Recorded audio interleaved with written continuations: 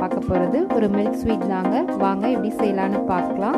அதுக்கு முன்னாடி நம்ம சேனலை நீங்கள் இன்னும் சப்ஸ்கிரைப் பண்ணலைன்னா மறக்காமல் சப்ஸ்கிரைப் பண்ணிவிட்டு கூடவே இருக்க பெல் ஐக்கானை கிளிக் பண்ணி ஆல் என்ற ஆப்ஷனை டச் பண்ணிக்கோங்க. ஃபஸ்ட்டு ஒரு மிக்ஸி ஜார் எடுத்துக்கோங்க. அதில் அரை கப் அளவுக்கு சர்க்கரை ஆட் பண்ணிக்கோங்க.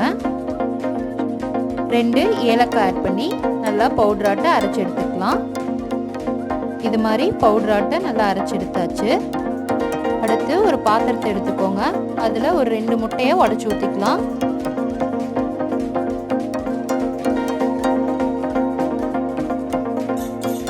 முட்டையை நல்லா அடிச்சுக்கோங்க.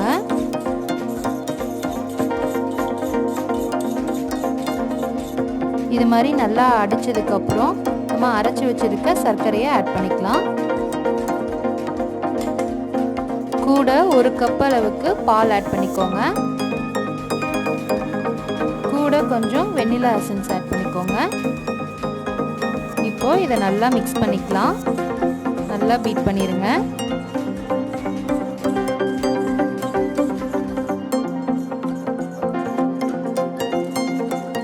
இப்படி ஒரு 2 நிமிஷம் நல்லா அடிச்சுக்கோங்க.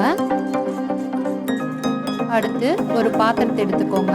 அதில் கொஞ்சம் நெய் விட்டுக்கோங்க. இது மாதிரி பாத்திரம் ஃபுல்லாக நெய் அப்ளை பண்ணிக்கோங்க. இதில் நம்ம அடித்து வச்சிருக்க மிக்ஸை இதில் ஊற்றிடலாம்.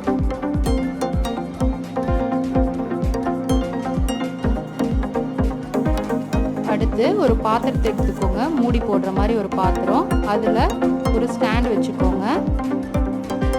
இதில் தண்ணி கொஞ்சம் ஊற்றிக்கலாம்.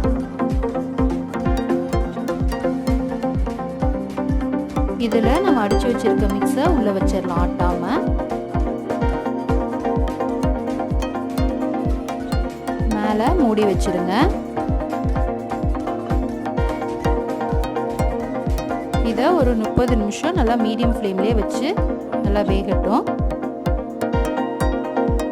இப்போ அரை மணி நேரம் ஆயிடுச்சு. நம்ம திறந்து பார்க்கலாம். இதில் நம்ம குத்தி பார்க்கலாம் உள்ளெல்லாம் நல்லா வெந்திருக்கா அப்படின்னு.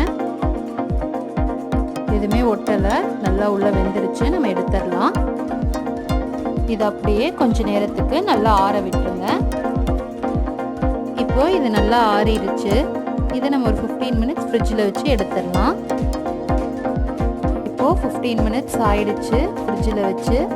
நம்ம ஸ்வீட் ரொம்பவே சூப்பராக ரெடி ஆயிடுச்சு. இதை நீங்களும் ட்ரை பண்ணி பாருங்கள். எப்படி இருக்குன்னு கமெண்ட்ஸில் சொல்லுங்கள். மறக்காமல் நம்ம சேனலை சப்ஸ்கிரைப் பண்ணிக்கோங்க.